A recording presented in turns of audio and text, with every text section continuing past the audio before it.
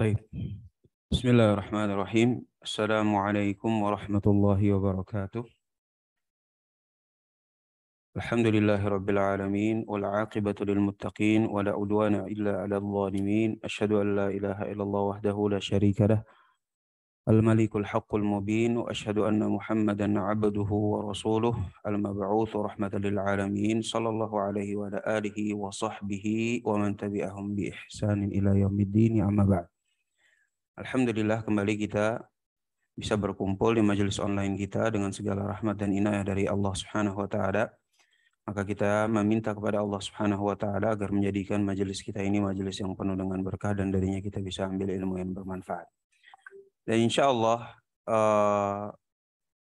kemarin pertemuan yang lalu kita sudah bahas tentang sifat salat sampai permasalahan sujud. Sampai permasalahan sujud. Dan insya Allah sekarang kita akan membahas yang selanjutnya, yaitu bangun dari sujud. Baik.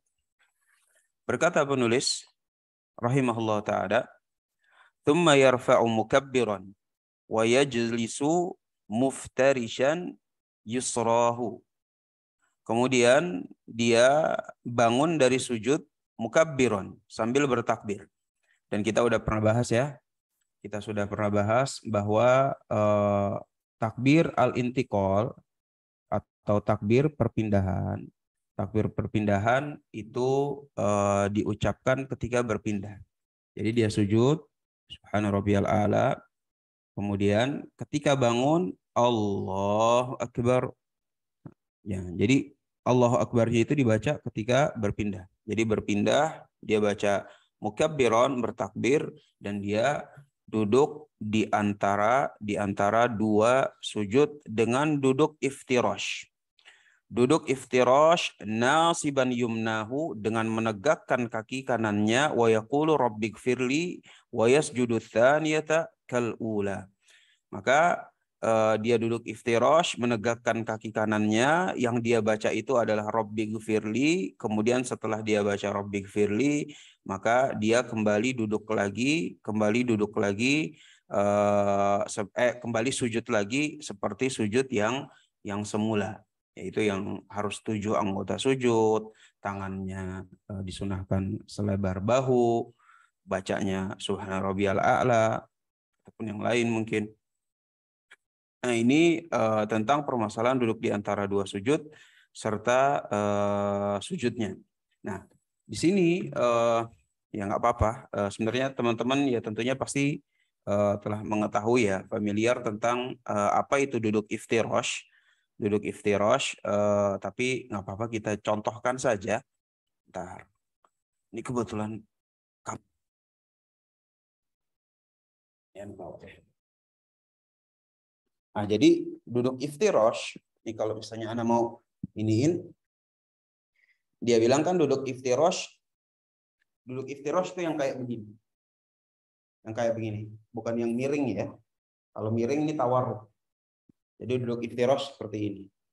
Duduk iftirash seperti ini. Nah, kakinya bisa kelihatan ya. Kakinya seperti ini. Hanya saja di dalam Zadul Mustaqni dia bilang nasiban yumnahu. Nah, sebenarnya nasiban yumnahu itu artinya si tumit kanannya ini baiknya itu adalah ditegakkan. Jadi kalau bisa emang tegak kayak begini, tegak begini, ini yang paling bagus. Sehingga jari-jarinya semuanya menghadap kiblat. Hanya saja kebetulan kaki Ana memang ya qadarullah ada sakitnya gitu. Jadi ya Anda contohnya seperti ini. Tetapi idealnya yang ini itu tegak lurus begini, kayak yang seperti ini. Nah, seperti ini bagusnya. Nah, ini merupakan duduk iftirash. Kakinya seperti ini ditegakkan, bersandar kepada yang kiri. Makanya disebutkan di dalam matan muftarishan yusrahu. Jadi bertumpuk pada yang kiri, didudukin kirinya nasiban yumnahu, dan si yang kanannya itu ditegakkan Ya kalau bisa sampai jari-jari kakinya ini semuanya tegak menghadap kiblat. Ya kalau anak kan rada miring dikit ya, yang ini nggak nyentuh gitu. Tapi idealnya itu adalah nyentuh begini nih. Nah, nyentuh semua sehingga jari-jarinya itu menghadap kiblat. Nah, itu adalah duduk iftirash yang ideal insya Allah.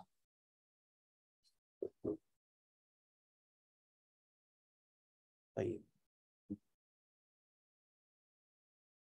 Ini ada gerakan-gerakan lagi nggak? Ntar kalau ada dicontohin lagi insya Allah. Ya, bisa mengunduh speakernya.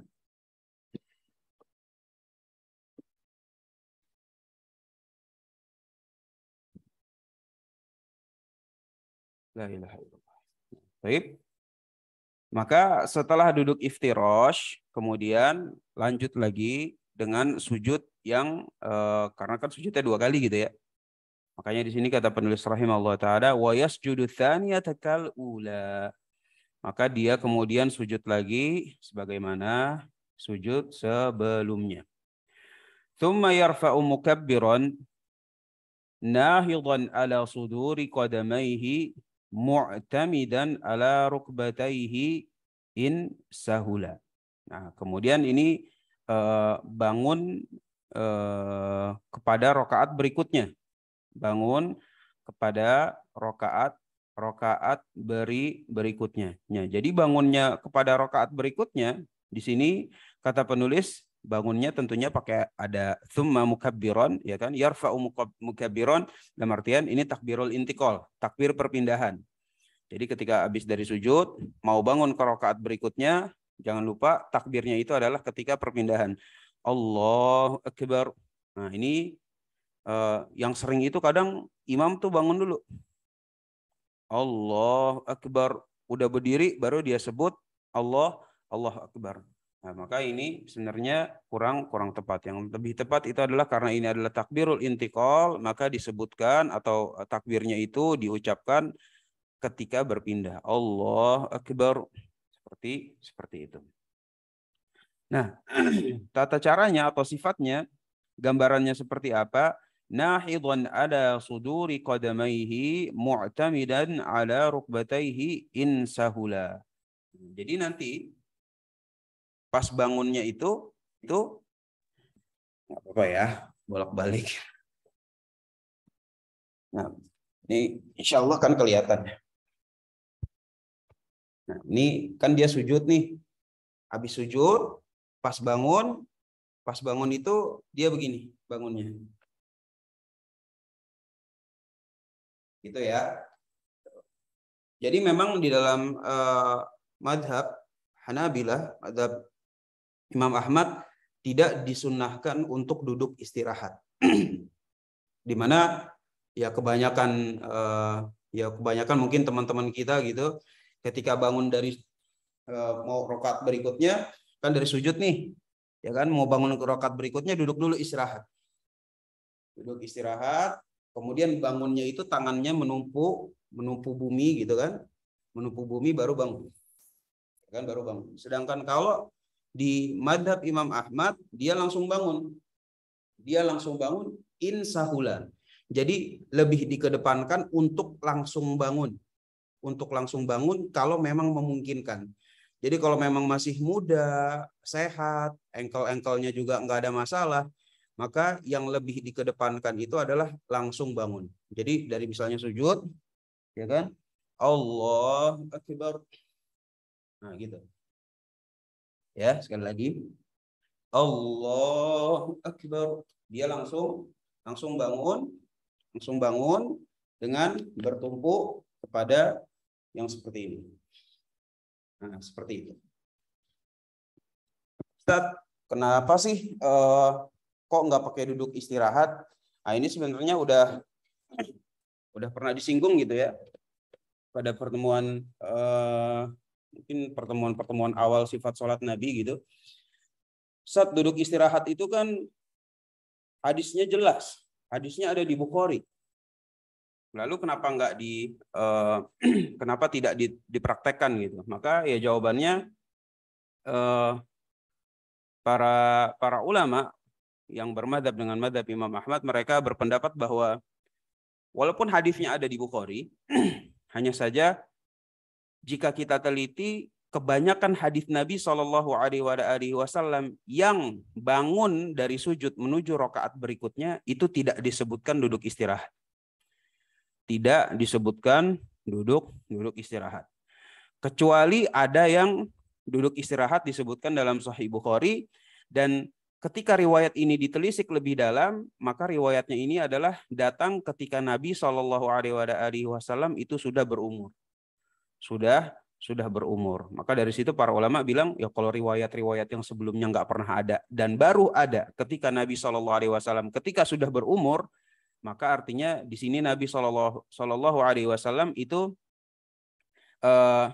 ya karena sudah berumur, kita sama-sama tahu gitu ya, Shallallahu Alaihi Wasallam, bahwa ya kalau udah berumur berat badan juga makin naik, sebagaimana dideskripsikan oleh Aisyah radhiyallahu taala anha, bahwa Nabi Shallallahu Alaihi Wasallam sudah mulai berdaging, gitu, mulai berdaging, terus ya tentunya ya orang tua gitu ya, namanya kalau mau bangun nggak semudah ketika lagi muda. Makanya di situ ada duduk istirahat. Nah, ini merupakan pemaparan maupun jawaban kenapa ada hadis di Sahih Bukhari yang jelas, hadisnya jelas gitu, nggak masalah, sahih jelas, diterima kesahihannya, tetapi kenapa tidak dipraktekkan? Maka jawabannya adalah seperti itu. Makanya di sini yang menjadi mu'tamad dalam madhab Imam Ahmad itu adalah langsung bangun mu'tamidan ala rukbataihi insahula. Kalau memang memungkinkan, maka tanpa ada duduk istirahat, tetapi langsung bangun ke rakaat berikutnya.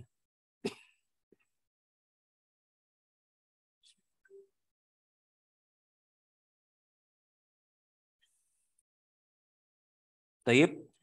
Kita lanjut lagi. Kata penulis rahimahullah ta'ala, wa yusalli thaniyata kadzalik.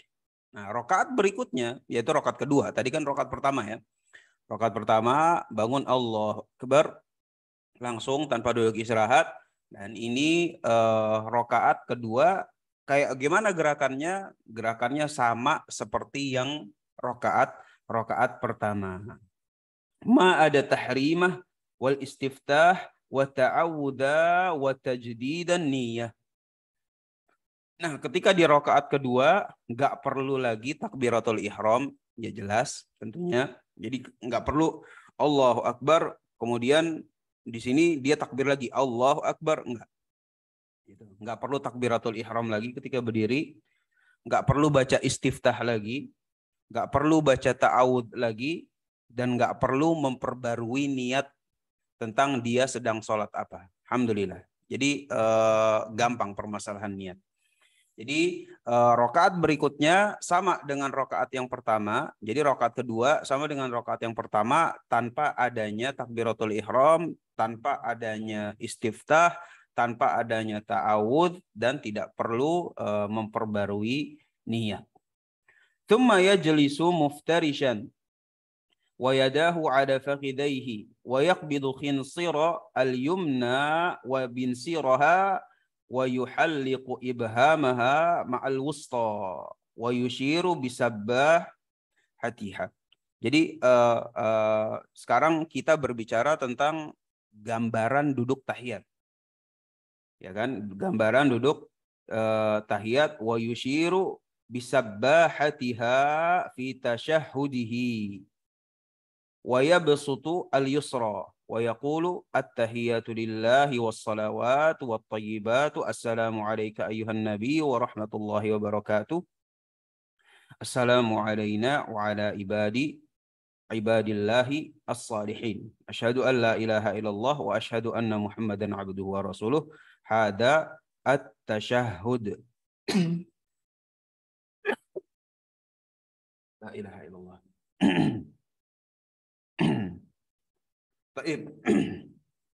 Jadi duduk tasyahud sama dengan duduk di antara dua sujud. Sama dengan duduk di antara dua sujud. Duduknya tetap duduk iftirash. Duduknya sama dengan duduk iftirash. Hanya saja tangannya berbeda. Yang tangan kiri dia begini, yang tangan kanan dia begini. Nah, begini nih. Ya. Jadi yang membuat lingkaran gitu karena udah siap-siap untuk berisyarat gitu. Jadi tangan kirinya begini, tangan kanannya begini. Nah, seperti ini. Nah, kemudian di sini disebutkan oleh penulis nanti berisyarat. Nah, wa yushiru bisabbahatiha fi tasyahudihi. Kemudian dia mengisyaratkan dengan telunjuk ketika tasyahud. Nah, walaupun tidak disebutkan di dalam Zadul Mustaqni', tetapi di dalam kitab-kitab yang lain maka disebutkan, dan ini yang mu'tamad dalam mazhab, bahwa kapan kita mengangkat telunjuk itu adalah inda dzikrillahi mutlaqah. Jadi setiap ada lafaz Allah itu telunjuk diangkat. Jadi misalnya at-tahiyatu lillah wassalawatu wattaibat assalamu alayka ayuhan nabi wa rahmatullah ibadillahis salihin asyhadu an la ilaha illallah. Nah, ini jadi setiap ada lafaz Allah itu telunjuk diangkat. Diangkat. Nah, yang seperti ini yang mu'tamad di dalam madhab Imam Ahmad rahimahullah taala.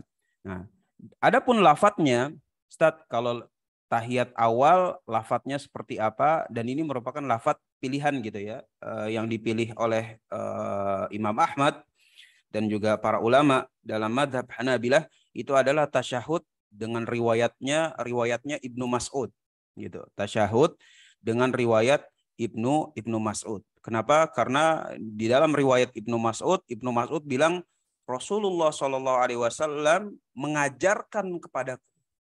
Jadi first experience gitu ya, first experience dari pengalaman langsung dari Ibnu Mas'ud radhiyallahu taala anhu dari Nabi Shallallahu Alaihi Wasallam. Nah, tanpa perantara, dan ketika diajarkan maka lafadznya itu seperti ini. Jadi nanti teman-teman bisa baca, dan ini merupakan lafadz yang terpilih. Sebagaimana dengan istiftah ada doa yang terpilih, bacaan ruku ada doa yang terpilih, yaitu subhana rabbiyal azim. Sujud ada doa yang terpilih, subhana rabbiyal a'la. Duduk di antara dua sujud ada lafadz yang terpilih, cuma rabbik firli. Sedangkan riwayat-riwayat yang lain, misalnya riwayatnya Ibnu Abbas radhiyallahu taala anhuma, itu kan banyak tambahan kan, ya, yang sebagaimana masyhur gitu kalau di Indonesia. Ya Rabbi firli warhamni wajburni wahdini. Terus itu dari Ibnu Abbas radhiyallahu taala anhuma. Adapun dalam pilihan madzhab Hanabilah yang terpilih itu cuma Rabbi firli.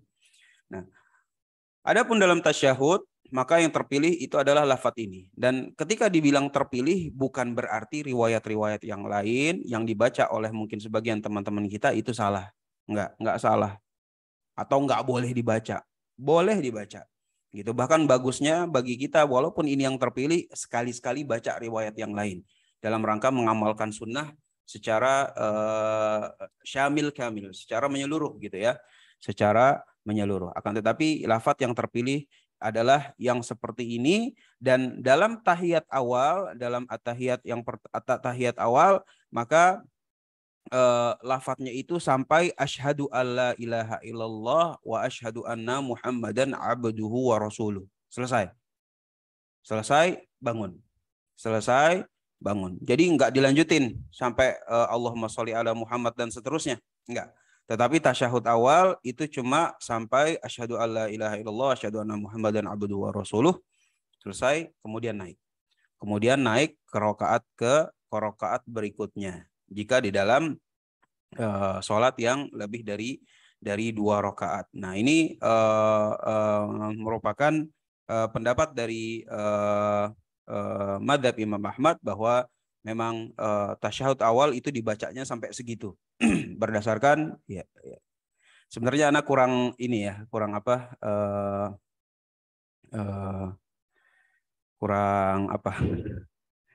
dalam menyampaikan dalil-dalil maupun argumen-argumen dari pendapat-pendapat mazhab, karena kalau mau disampaikan semua argumennya nanti akan panjang. Hanya saja karena memang udah kita singgung, di mana ada riwayat bahwa Nabi Shallallahu Alaihi Wasallam itu duduk di tasyahud awal itu, berdasarkan riwayatnya itu seakan-akan Nabi Shallallahu Alaihi Wasallam itu duduk di atas bara api. Duduk di atas bara api. Artinya ketika orang duduk di atas bara api, duduknya itu sebentar. Duduknya itu sebentar dan gak lama. Oleh karena itu ketika ada riwayat yang bahwa Nabi Shallallahu Alaihi Wasallam duduknya sebentar, maka dipilih bahwa ya memang tahiyat awal cuma sampai abduhu wa rasuluh. Nggak dilanjutin sampai Allahumma sholli ala Muhammad, apalagi sampai innaka hamidum majid. Nggak. Cuma abduhu wa rasuluh bangkit. Makanya tahiyat awal itu singkat dan gak lama, dan rasanya kok cepet banget nih, imam udah bangun aja. Ya memang bacaannya pendek, kan? Nggak panjang. Baik.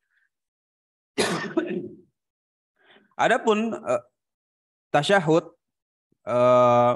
yang selain yang awal, ya kan, tasyahud yang kedua ataupun yang ketiga di dalam sholat yang lebih dari satu tahiyat, ataupun sholat subuh yang tahiyatnya cuma satu, tetapi ini merupakan tahiyat yang terakhir, maka dilanjutkan lafadznya dengan thumma yaqulu Allahumma sholli ala Muhammad wa ala ali Muhammad kama shallaita ala ali Ibrahim innaka Hamidum Majid wa barik ala Muhammad wa ala ali Muhammad kama barakta ala ali Ibrahim innaka Hamidum Majid. Nah, ini tahiyat akhir. Tahiyat akhir ditambahkan lafadz yaitu sholawat Ibrahimiyah. Jadi sholawat Ibrahimiyah Allahumma sholli ala Muhammad wa ala ali Muhammad dan seterusnya sampai innaka Hamidun Majid.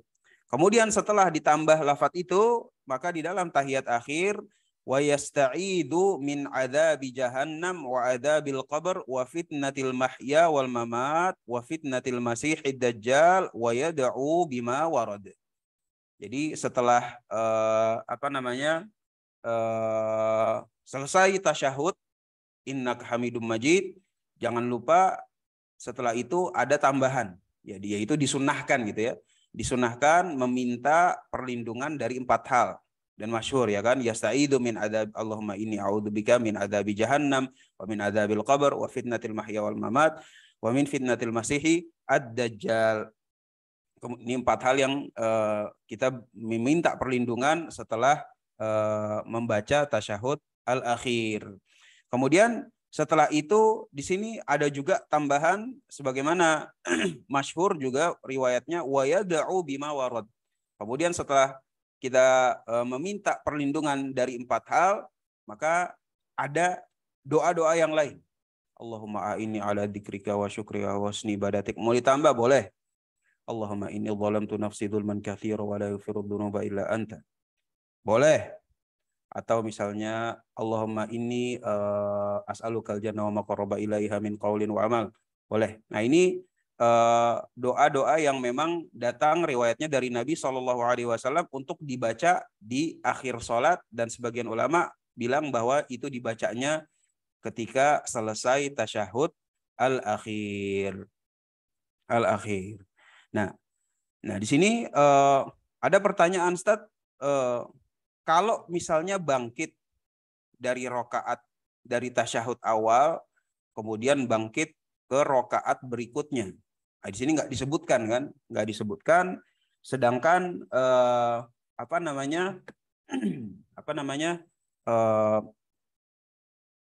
di dalam yang pernah Anda baca gitu ya, dalam yang pernah Anda baca, Ustaz, katanya kalau misalnya kita bangun ke rokaat ketiga gitu, itu bangunnya itu kita mengangkat tangan. Kan gitu ya. Nah, di sini penting gitu, karena biasanya ini merupakan perdebatan di antara teman-teman gitu ya, perdebatan kok sholatnya begini, hadisnya jelas kok nggak dilakukan. Nah, yang kayak gini sebenarnya nggak perlu kita singgung, tetapi hanya saja kadang karena memang sudah menjadi, ya bisa dibilang pakem gitu ya, pakem kalau sifat sholat Nabi itu begini, kalau nggak begini berarti tidak melaksanakan sunnah, tidak demikian dan demikian banyak capnya. Nah, maka di sini kita nggak apa-apa kita singgung sekali lagi tentang argumen-argumen dari pendapat madhab supaya ketika kita melakukan amalan tersebut tenang gitu. Kita tenang walaupun seakan-akan kita tidak melaksanakan hadis yang jelas-jelas sahih gitu ya. Nah ini bentar.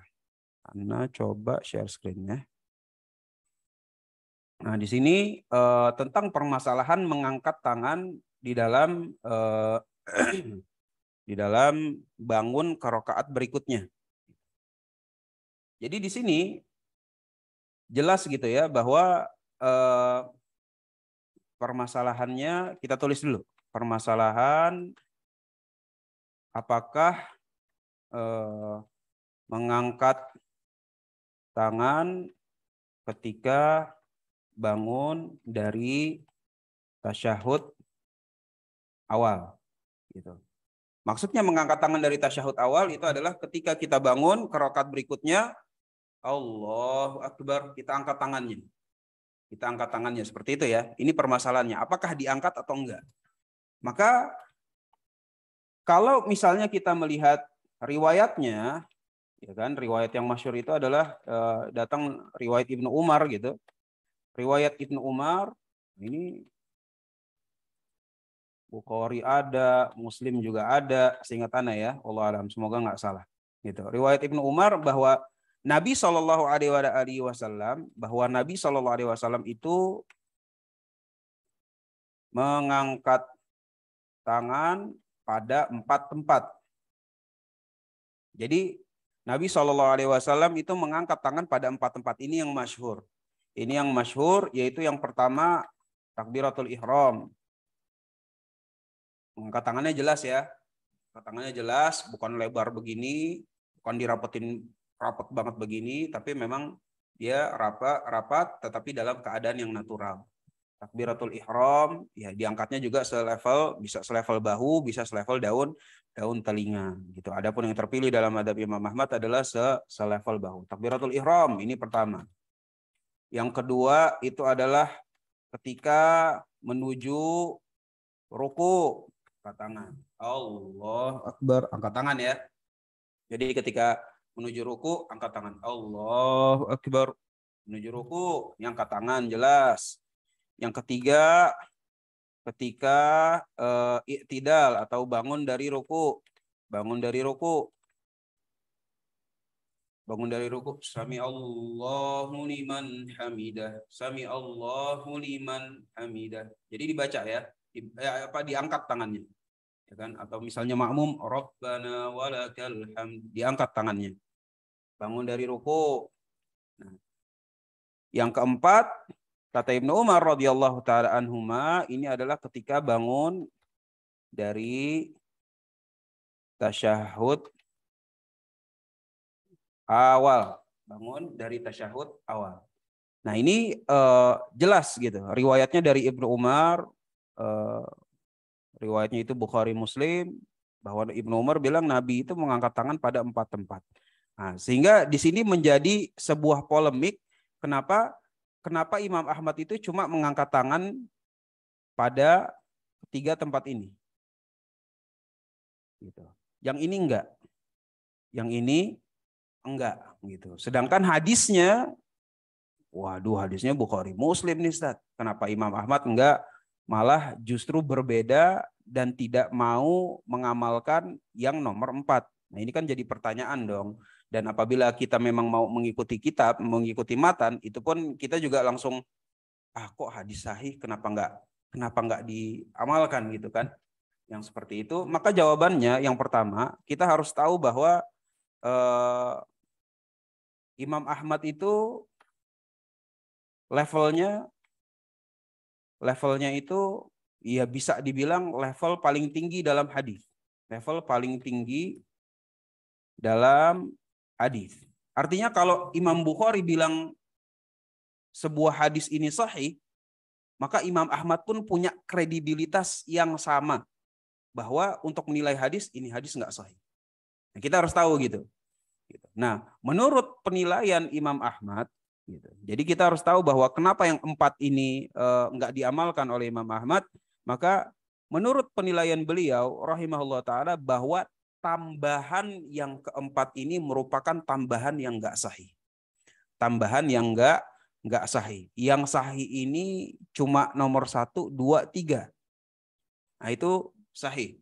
Adapun tambahan yang nomor 4 ini kemungkinan merupakan tambahan dari rawi atau merupakan selipan-selipan yang bisa dibilang kredibilitasnya itu masih dipertanyakan. Masih dipertanyakan. Ini menurut penilaian beliau. Gitu. Sehingga beliau bilang bahwa tambahan nomor 4 tidak valid.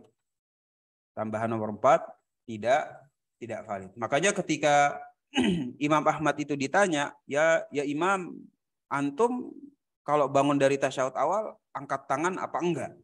Gitu. Jadi bangun dari tasyahud awal angkat tangan apa enggak?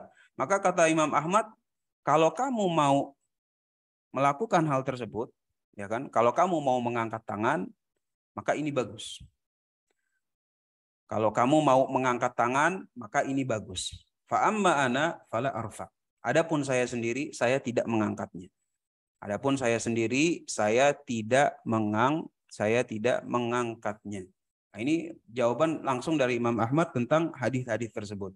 Jadi kalau memang mau digunakan, silahkan, monggo. Tapi menurut saya sendiri, kalau saya sendiri saya nggak angkat tangan. Nah, ini merupakan argumen-argumen bahwa ketika ada hadis yang secara masyhur itu adalah hadisnya sahih. Nah, ini terkadang ada detil-detil yang mungkin luput gitu ya dari orang awam dan hanya diketahui oleh para santri ataupun para mereka yang memang membaca kitab-kitab fikih, bahwa ada detil-detil yang mungkin luput dan diantaranya adalah hal ini. Sehingga ketika kita bangkit kepada rakaat ketiga gitu dari tasyahud awal tanpa mengangkat tangan itu biasanya labelnya itu ya begini aja dia nggak tahu, padahal hadisnya ya ini sering lah disinggung dan ini udah sering kita dengar gitu bahwa yang kayak begini aja dia nggak paham, apalagi permasalahan agama yang lain, gimana lagi dengan manhajnya, jadi kemana-mana gitu. Jadi dari permasalahan fikih sholat orang itu bisa dinilai wah fikih yang lainnya pasti ngaco, apalagi permasalahan manhajnya. Dan kemana-mana hanya dilihat dari kenapa dari tasyahud awal ke rakaat ketiga tidak mengangkat tangan, dan ini tentunya ya bisa dibilang ya kekeliruan gitu ya, penyakit terlalu mudah menilai orang yang berbeda fikihnya dari mereka. Nah, hanya saja ini disengaja Anda paparkan supaya bagi antum yang memang mau memilih untuk tidak mengangkat tangan, tahu argumennya. Ustadz, kalau yang lain-lain kenapa antum nggak kasih tahu argumennya? Karena bisa dibilang hampir sama dan permasalahannya masyhur gitu. Adapun dalam permasalahan ini justru yang lebih masyhur dan hadisnya itu udah sahih, ya kan? Ada di Bukhari, Ustadz. Masa nggak diamalkan gitu. Nah, yang seperti ini perlu ditekankan supaya ketika kita mau memang memilih pendapat yang ini tetap ada ketenangan hati, dan kalau memang nanti ada cibiran ataupun cap dari teman-teman yang lain bahwa sholat kita ternyata nggak mengikuti sifat sholat Nabi, kita punya jawabannya. Sebagaimana jawaban Imam Ahmad, ya kalau antum mau mengamalkan hadis tersebut, bagus. Tetapi Imam Ahmad bilang fa'amma ana fala arfa. Adapun saya tidak mengangkat tangan pada tempat yang nomor 4. Tempat yang nomor 4. Nah, tentang permasalahan mengangkat tangan, ini ya sekedar perluasan gitu ya, perluasan bahwa di dalam mazhab Imam Ahmad ada tempat-tempat lain ketika dianjurkan untuk mengangkat tangan. Contohnya ya tentunya misalnya takbir dalam sholat jenazah, angkat tangan. Kemudian takbir ketika mau sujud tilawah, ini juga mengangkat tangan. Kemudian takbir ketika setelah doa kunut, tentunya kunut witir ya, karena di dalam madzhab Imam Ahmad nggak ada kunut subuh. Jadi misalnya imamnya baca ayat tilawah gitu kan, baca ayat tilawah, fasjudu lillahi wa'budu. Wah, ayat tilawah, imamnya turun, ya kan, imamnya turun. Kan dari sini nih kita berdiri, ya kan, kita berdiri, imamnya sujud tilawah, maka ketika kita turun sujud tilawah, ya kan, ketika kita turun sujud tilawah, kita angkat tangan, ya kan, Allah. Begitu juga dengan takbir ketika selesai doa kunut. Ketika selesai doa kunut, ya kunut witir ya, misalnya begini, ya kan, segala macam, Allahumma hdina fiman hadait wa afina fiman afait, dan seterusnya. Selesai usap ke muka, kemudian mau turun ke sujud, kita mengangkat tangan untuk ke sujud gitu. Berbeda dengan kalau nggak ada doa kunut. Kalau nggak ada doa kunut kan sami Allah liman hamidah, Rabbana walakal hamd, dan seterusnya, mil as samawat, mil al ard, mil ma syi'ta min syai'in ba'd, Allah akbar. Nah, ini nggak pakai ngangkat tangan. Tapi langsung apa namanya? Langsung sujud. Seperti itu. Nah, ini tempat-tempat yang masyhur dalam mengangkat tangan dalam madhab Imam Ahmad. Nah, jadi selesai ya. Selesai tentang tahiyat awal, selesai pula tentang tahiyat akhir, dan di sini juga ada permasalahan yang baru saja kita singgung tentang bangun dari tahiyat awal kepada rakaat berikutnya, masalah mengangkat tangan dan perluasan darinya. Ini alhamdulillah sudah selesai. Nah, setelah selesai membaca tahiyat akhir sampai innaka hamidum majid, kemudian Allahumma inni a'udzubika min adzabi jahannam dan seterusnya, kemudian boleh juga ditambah. Nah, kalau sudah selesai, maka kata penulis di sini rahimahullah taala, tsumma yusallimu an yaminih, assalamu alaikum warahmatullah wa an yasari kadzalik. Wa an yasarihi kadzalik. Jadi memang lafadz salam dalam madhab Imam Ahmad itu cuma satu, yaitu assalamualaikum warahmatullah ke kanan, kemudian ke kiri. Nggak ada yang lain, Ustaz. Nggak ada assalamualaikum warahmatullahi wabarakatuh. Nggak ada. Nggak ada yang cuma assalamualaikum doang. Nggak ada. Jadi lafadz salam setelah tasyahud al-akhir itu assalamualaikum warahmatullah. Dan cuma ini satu. Jadi assalamualaikum warahmatullah. Assalamualaikum warahmatullah. Seperti itu. Seperti itu. Jadi lafadznya cuma satu. Lah terus gimana Ustaz, hadis-hadis yang lain yang bilang cuma ada assalamualaikum doang? Ya sebenarnya itu lafadz ringkasan dalam hadis gitu ya. Karena ketika hadis ditulis, ya ini jawaban lagi gitu ya. Ketika hadis itu ditulis, kadang ditulisnya itu nggak lengkap. Ditulisnya nggak lengkap, tetapi bisa difahami yang dimaksudkan dan diamalkan itu adalah assalamualaikum warahmatullah. Nah ini tentang permasalahan lafadz salam. Wa in kana fi thulathiyah aw rubaiyah. Nah di sini tentang permasalahan bangkit dari tasyahud awal yang tadi Ana sebutkan. Jadi kalau memang rokaatnya 3 rokaat ataupun 4 rokaat, nahadha mukabbiran ba'da tasyahudil awal wa sallama baqiya katsaniyah bilhamdi faqat gitu. Jadi kalau misalnya rokaat ketiga atau rokaat keempat, sholat yang 3 rokaat atau sholat yang 4 rokaat, maka bangun dari tahiyat awal dengan cara bangun yang tanpa duduk istirahat ya. Jadi cara bangunnya itu ketika bangun dari sujud. Jadi misalnya tahiyat nih kita gini kan, tahiyat awal nih kan, kan asyhadu alla ilaha illallah wa asyhadu anna muhammadan abduhu wa rasuluh, selesai, maka setelah selesai tangannya itu enggak bertumpu di bumi gitu bangunnya. Gitu. Tetapi bangunnya itu di sini. Ya kan? Selesai wa abduhu wa rasuluh, bangun. Allah akbar, seperti itu. Seperti itu, dan bangunnya ke rakaat ketiga sebagaimana tadi kita udah bahas, bangunnya itu tanpa disertai mengangkat tangan, sebagaimana di sini pun tidak disebutkan oleh penulis rahimahullah taala.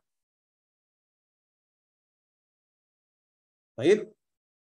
Wa shallama baqiya kathaniyati bil hamdi faqat. Nah, adapun rakaat ketiga maupun rakaat keempat, maka di sini kata penulis bil hamdi faqat. Maksudnya bil hamdi itu adalah alhamdulillahirabbil alamin. Maksudnya apa? Maksudnya Al-Fatihah. Maksudnya Al-Fatihah. Jadi rakaat ketiga dan rakaat keempat itu tidak dianjurkan untuk apa namanya? Untuk membaca surat pendek, membaca surat setelah Fatihah. Tidak dianjurkan. Jadi rakaat ketiga dan rakaat keempat, ghairil maghdubi alaihim waladdallin. Selesai rukuk. Nah, ini untuk rakaat ketiga dan rakaat keempat bil hamdi faqat. Cuma membaca Al-Fatihah. Cuma membaca Al-Fatihah. Tsumma yajlisu fi tasyahhudihi al-akhir mutawarrikan. Sekarang kalau memang nanti tahiyat akhir, maka duduknya seperti apa? Maka duduknya itu adalah mutawarrikan, yaitu duduk tawarruk. Dan tentunya ya teman-teman udah paham gitu ya. Duduk tawarruk seperti apa? Ya cuman nggak apa-apa kita kasih gambaran sekali lagi. Duduk tawarruk yaitu si kaki yang sini, yang kiri itu disinikan, yang ini begini. Kelihatan ya? Kelihatan. Nah, cuma ya ini kebetulan contohnya dari Ana gitu yang kakinya rada nggak bisa lurus gitu ya. Tetapi yang ideal bahwa ininya pun lurus sebagaimana iftirosh. Jadi idealnya ini tuh lurus begini, tegak begini. Nah, ini jari-jarinya menghadap kiblat aja. Ankle Ana memang sakit sehingga nggak bisa lurus. Nah, yang seperti itu. Jadi itu adalah duduk tawarruk yang membedakan antara tasyahud awal dengan tasyahud al-akhir. Tapi kalau subuh, jadi tasyahud akhir itu adalah tasyahud yang kalau diakhiri dengan salam. Tasyahud yang biasanya diakhiri dengan salam. Adapun duduk tasyahud awal, maka nggak ada salam. Nah, kalau subuh bagaimana, Ustaz? Kalau subuh, maka di dalam madzhab Imam Ahmad, duduk tawarruk itu adalah hanya bisa diaplikasikan pada tasyahud yang sholatnya itu memiliki lebih dari 2 tahiyat, dari 2 tasyahud. Kalau cuma punya 1 tasyahud, sebagaimana sholat subuh, maka duduknya itu adalah iftirosh. Jadi kalau sholat subuh, tasyahudnya duduknya tetap seperti ini. Bukan seperti ini. Sebagaimana kalau imam di dalam madzhab Syafi'i itu duduknya seperti ini kan, walaupun sholat subuh. Nah, kalau Imam Ahmad, maka tetap memilih bahwa kalau sholat subuh ataupun sholat sunnah yang lain yang 2 rakaat, maka tahiyatnya itu seperti ini duduknya, ya kan? Iftirosh, duduknya adalah iftirosh, ya, kemudian segala macam isyarat, assalamualaikum warahmatullahi, assalamualaikum warahmatullahi, selesai. Baik. Nah, di sini terakhir tentang permasalahan tentang permasalahan perempuan di dalam sholat. Nah, ini disinggung oleh penulis rahimahullah taala, wal mar'atu mithluhu, dan perempuan itu mithluhu, sama seperti laki-laki untuk semua gerakan sholat, dari ngangkat tangannya, bacaannya, rukuknya, sujudnya. Nah, ini semuanya sama. Hanya saja di sini ada pengecualian gitu ya, pengecualian sebagaimana disebutkan oleh penulis, lakin tadummu nafsaha. Yang pertama itu adalah perempuan itu tidak merenggangkan tubuhnya. Tidak merenggangkan tubuhnya. Tidak merenggangkan tubuhnya. Dalam artian tidak merenggangkan tubuhnya, yaitu ketika sujud gitu ya. Ketika sujud, kalau laki-laki kan, ketika laki-laki itu sujud, maka ya tangannya di sini kan, tangannya dibuka sebahu gitu ya, tangannya buka sebahu, kemudian dia sujud, ininya direnggangkan. Ininya direnggangkan. Nah, kalau perempuan, maka dia begini nih. Jadi jangan direnggangkan. Jangan direnggangkan, tetapi dirapetin. Jadi jangan begini kalau perempuan tetap begini. Gitu. Jangan dirapatkan. Jangan dirapatkan. Nah, begitu juga tentang permasalahan duduk gitu. Watas dulu rijlaiha fi janibi yaminiha, dan duduknya perempuan itu dalam sholat itu dianjurkan itu adalah duduk sadel. Duduk sadel dalam semua duduknya. Mau duduk di antara dua sujud, mau duduk tahiyat awal ataupun akhir, maka duduknya itu adalah duduk sadel. Apa itu duduk sadel? Duduk sadel itu persis kayak tawarruk. Nah, jadi begini, perempuan duduknya begini. Kalau dalam sholat, perempuan duduknya begini, ya kan? Perempuan duduknya begini, dan kakinya itu enggak diangkat. Jadi kakinya tetap begini. Kakinya tetap begini. Nah, ini pengecualian untuk perempuan di dalam sholat. Jadi pengecualiannya itu cuma semuanya gerakannya sama, hanya saja perempuan itu tidak merenggangkan tubuhnya, dan juga duduknya itu duduk sadel sebagaimana tadi udah digambarkan bahwa duduk sadel itu seperti tawarruk gitu ya, seperti tawarruk begini, seperti tawarruk, tapi kakinya semuanya diistirahatin. Jadi kakinya semuanya diistirahatin. Jadi nggak ada yang ditegakkan. Nah, ini duduk as-sadl untuk wanita di dalam as-shalah. La ilaha.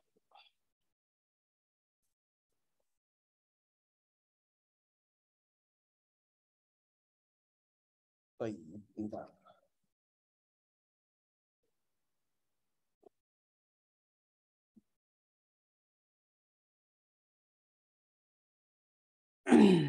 Baik. Nah, ini tentang sifat sholat Nabi. Jadi sifat sholat Nabi dari sebelum sholat, kapan kita berdiri ketika dalam iqomat, kemudian sampai salam, ini merupakan gambaran-gambarannya gitu ya, gambaran-gambarannya. Nah, insya Allah pada pertemuan berikutnya, insya Allah kita akan mulai bahas apa yang dimakruhkan dan juga tentang selanjutnya itu apa yang disunahkan beserta gambaran-gambaran detail tentang apa yang mana rukun, yang mana wajib, dan seterusnya. Insya Allah mungkin 2 pertemuan lagi kali ya. Kita coba tuntaskan permasalahan dalam sifat sholat atau fikih sholat, dan tentunya masih banyak sebenarnya pembahasan kayak misalnya pembahasan sujud sahwi. Hanya saja kita cukupkan gitu dengan pembahasan sholat, mana syaratnya, mana rukunnya, mana yang makruh, mana yang wajib, mana yang sunnah, gerakannya seperti apa. Setelah itu jika antum memang ingin mempelajari selanjutnya, ini bisa dipelajari di dalam pelajaran-pelajaran yang lain ya. Gitu. Karena kalau kita mau bahas lumayan tebel gitu ya, takutnya nggak selesai dalam waktu yang singkat. Taib, insya Allah ini yang mungkin bisa Ana sampaikan pada pagi hari ini. Hadza wallahu a'lam bishawab. Apabila sebelum kita tutup, kalau memang ada yang ingin ditanyakan terkait pembahasan kita, silakan tafadhol. Bisa langsung di chat ya. Kita baca dulu ya.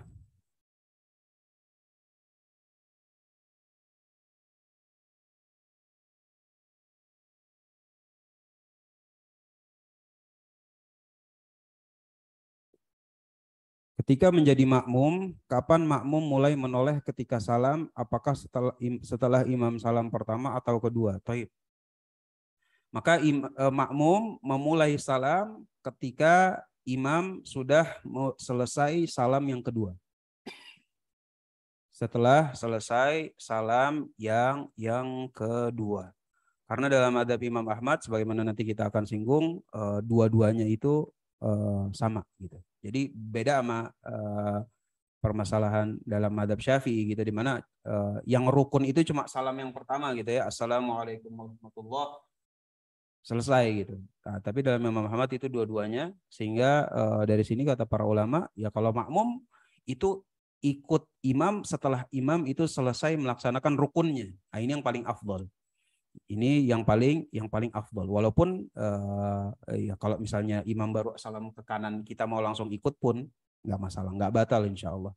Tapi yang lebih baik itu adalah setelah imam assalamualaikum warahmatullah, assalamualaikum warahmatullah, baru si makmum assalamualaikum warahmatullah, assalamualaikum warahmatullah. Nah, dari pertanyaan-pertanyaan ini sebenarnya banyak gitu ya tentang dinamika-dinamika sholat yang mungkin belum di cover sama kitab Zadul Mustaqni. Dalam kitab Zadul Mustaqni. Adapun misalnya dalam kitab-kitab yang jauh lebih tebal kayak misalnya Al-Iqna, nah itu atau Kasyaf, itu disinggung dinamika-dinamika kecil seperti ini. Jadi Ana harapkan kalau memang ada pertanyaan tentang permasalahan sholat bisa langsung ditanyakan aja, maka apa yang memang Allah Subhanahu wa taala mudahkan Ana akan coba untuk jawab. Barakallahu fikum. Yang kedua, Ustadz, untuk pandangan mata ketika tasyahud ke kiblat atau ke ujung jari telunjuk. Nah, ini nanti akan dibahas gitu ya. Sunnah-sunnah dalam sholat. Di antara sunnah-sunnah dalam sholat itu disebutkan oleh penulis bahwa kita itu pandangan matanya defaultnya itu adalah ke tempat sujud. Ke tempat sujud gitu. Defaultnya itu ke tempat sujud. Nah, ketika tahiyat sebenarnya tetap ke tempat sujud. Hanya saja di dalam kitabnya Ibnu Muflih bilang ketika tasyahud maka matanya itu beralih ke telunjuk. Matanya beralih ke telunjuk. Jadi ketika berisyarat ke telunjuk. Nanti kalau isyaratnya udah turun ke tempat sujud. Wallahu a'lam. Izin bertanya, berarti khusus akhwat setiap duduk di antara dua sujud tasyahud awal menggunakan duduk tawarruk dengan mengistirahatkan kaki kanan ya. Ya. Jadi dalam madhab maka para akhwat, para perempuan itu duduknya itu semua duduk dalam sholat ya. Mau duduk mau duduk di antara dua sujud, duduk tasyahud awal, duduk tasyahud akhir, itu mereka duduknya itu duduk sadel. Misalnya kayak gini nih. Duduk sadel. Nah, duduk sadel ini duduknya kayak tadi udah digambarkan, duduknya kayak tawarruk dengan kaki tanpa ditegakkan. Kaki tanpa ditegakkan. Ustaz kok gitu sih? Ya karena ya ini bagaimana dalam madhab gitu bahwa perempuan itu aurat. Perempuan itu adalah aurat. Dalam sholat yang bukan aurat itu cuma wajahnya. Dalam sholat yang bukan aurat itu cuma wajahnya. Adapun sikut aurat, kaki aurat, badan. Nah, karena memang itu merupakan bagian dari aurat, kalau bisa gerakan-gerakannya itu adalah gerakan yang jangan sampai menimbulkan cetakan-cetakan tubuhnya. Paham ya? Gitu. Kenapa kok dibedain gitu ya? Nah, permasalahannya itu adalah karena memang wanita aurat. Sehingga kalau wanita itu ketika sholat direnggangkan, maka kelihatan cetakan lututnya. Wah, itu lututnya tuh. Sikutnya. Wah, itu sikutnya tuh. Nah, sedangkan sikut itu adalah aurat. Begitu juga kalau kaki itu ditegakkan gitu. Kaki itu ditegakkan, ya dalam sholat menurut madhab Imam Ahmad, kaki pun aurat, telapak kaki pun aurat. Sehingga ketika ditegakkan dan kelihatan cetakannya, ya ini berarti kurang menutup. Makanya para ulama membedakan supaya apa? Supaya gerakan-gerakan wanita itu betul-betul tertutup dan nggak kelihatan. Nah, dari sini ya tentunya dalam sholat aja seperti itu, maka bagaimana lagi nanti di luar sholat ya tentunya permasalahan menutup aurat ini merupakan permasalahan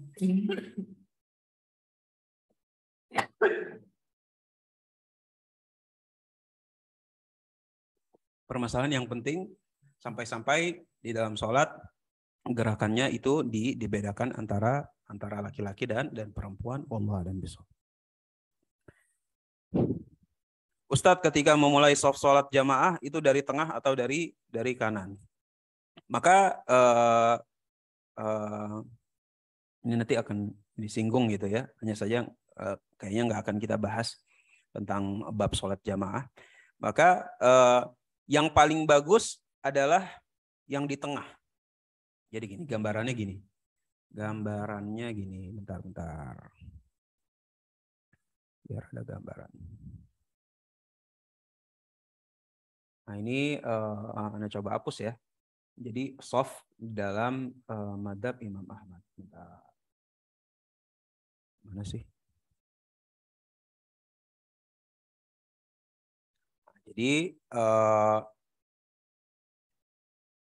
ini imam nih, ya kan? Nah ini softnya nih. Nah soft itu yang paling bagus adalah yang di sini, yang dekat dengan imam.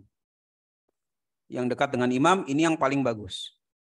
Kemudian yang paling bagus berikutnya itu adalah yang ada di kanannya. Yang ada di kanannya. Masa sih, Ustaz? Kalau ada di kiri gimana, Ustaz? Di kiri, ya kan? Misalnya ada orang di sini nih, kan dekat dengan imam. Sama orang yang ada di kanan, tapi jauh dari imam. Nah, ini lebih bagus mana? Maka di dalam madhab yang lebih bagus itu adalah yang ini.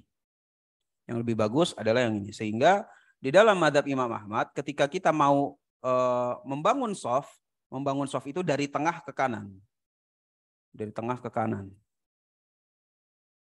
Dari tengah ke kanan, kalau udah mentok tembok, baru diisi yang kiri. Baru diisi yang kiri. Gitu. Kalau udah mentok, udah penuh semuanya, baru mulai soft kedua. Gini. Gitu ya. Gitu. Nah, ini dalam mazhab Imam Ahmad berbeda dengan pendapat yang lain di mana yang afdal itu adalah yang dilihat dekat dengan imam. Jadi di sini ya kalau misalnya ada yang di sini ya kemudian diisi di sini, diisi di sini, diisi di sini gitu. Jadi safnya itu selalu balance gitu. Karena yang dilihat itu adalah dekat dengan imam. Adapun di dalam mazhab Imam Ahmad yang dilihat itu adalah kanannya dulu. Yang dilihat itu adalah kanannya dulu, maka diisi bagian kanan terlebih dahulu, kanan penuh baru pindah ke kiri, kiri penuh baru masuk kepada soft yang berikutnya. Wallahu a'lam bissawab.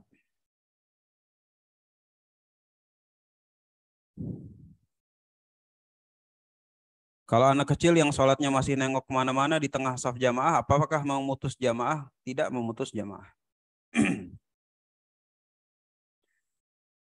Jika ada sholat jamaah di mana imam dan makmum akhwat yang bukan ada imam, makmumnya akhwat yang bukan mahramnya. Di mana apa yang kita lakukan ya Ustaz? Hindari menjadi makmumnya atau tetap ikut dalam sholat jamaahnya. Wallahu a'lam. Gak tahu ana. Jadi sholatnya cuma berdua gitu ya. Sholatnya cuma berdua, imamnya laki-laki, makmumnya perempuan gitu. Imamnya laki-laki, makmumnya perempuan, dan makmumnya bukan mahramnya gitu. Wallahu a'lam. Ana nggak tahu. Wallahu a'lam. Adakah video tutorial lengkap sholat yang gerakan-gerakan dan doanya sesuai mazhab dari takbir sampai salam? Coba mungkin nanti di akhir pertemuan, Anda coba bikin rekamannya gitu ya. Hanya saja sekarang kan karena memang pelajarnya itu lewat laptop gitu, lewat laptop susah gitu kalau mau menggambarkan dirinya dan segala macam. Coba ntar direkam pakai tripod lewat HP. Mudah-mudahan Allah Subhanahu Wa Taala mudahkan sebagai rekapan aja, sebagai rekapan tentang gerakan-gerakan maupun doa-doanya. Semoga Allah Subhanahu Wa Taala mudahkan. Baik, ini saja. Insya Allah jika ada pertanyaan-pertanyaan yang lain tentang fikih sholat bisa diajukan di WhatsApp. Maka apa yang Allah Subhanahu Wa Taala mudahkan, Anda coba jawab. Wallahu a'lam bishawab. Wassallallahu ala nabiyyina Muhammadin wa ala alihi wa sahbihi wasallam. Wa akhiru da'wana alhamdulillahi rabbil alamin. Wassalamualaikum warahmatullahi wabarakatuh.